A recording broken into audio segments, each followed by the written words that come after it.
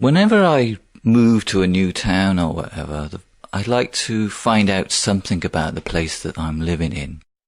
And I especially like to find out the kind of secret elements of a place, the strange things, the ghost stories and the strange places.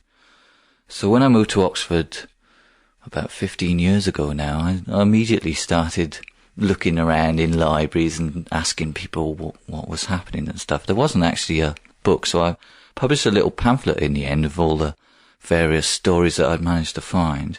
And in fact, there are quite a lot of things you could find out about Oxford in the end, and certainly Oxfordshire.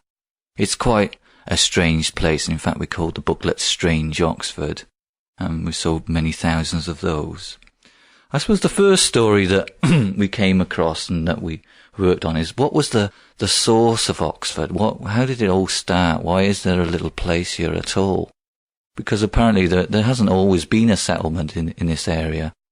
Oxford is a Saxon place, really, a Saxon settlement, which means, well, I guess that's about 6th, 7th century of the present era. So it's not as old as some places, but I don't know what was here before. But it's actually got its own legend of why it was founded.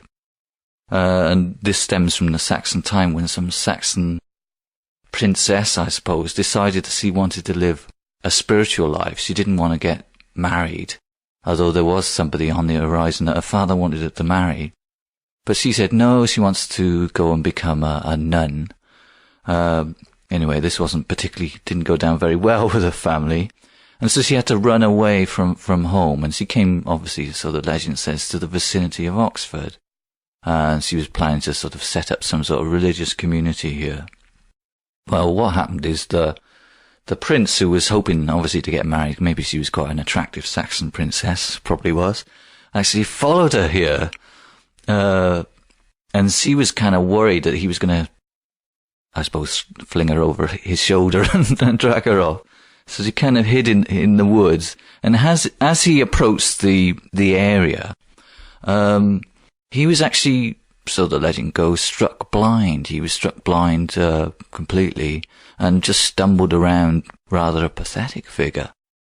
And she saw him, and even though she didn't want to marry him, she kind of felt sorry for the guy, because he'd been quite handsome and quite strong, and now he was blind and virtually sort of helpless. So she prayed to St. Margaret, one of the Christian saints, who's quite interesting because he's connected with dragons and all sorts of, she's quite a warrior figure.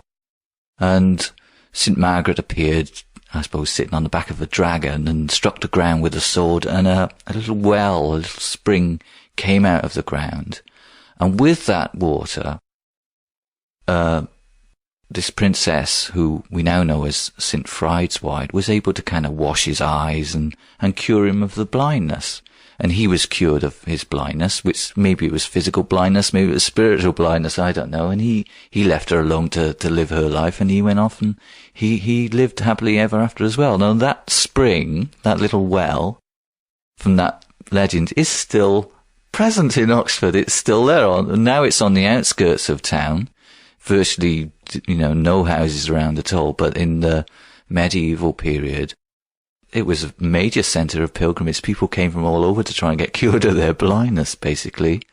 And it was renovated in the last century. And if you've ever read the stuff of Lewis Carroll and Alice's Adventures in the Underworld, the way that Alice goes into the underworld is actually through that sacred spring. It was a real place, and the stories were written in Oxford, and that's supposed to be the entrance to the underworld, and it was known then as the Treacle Mines.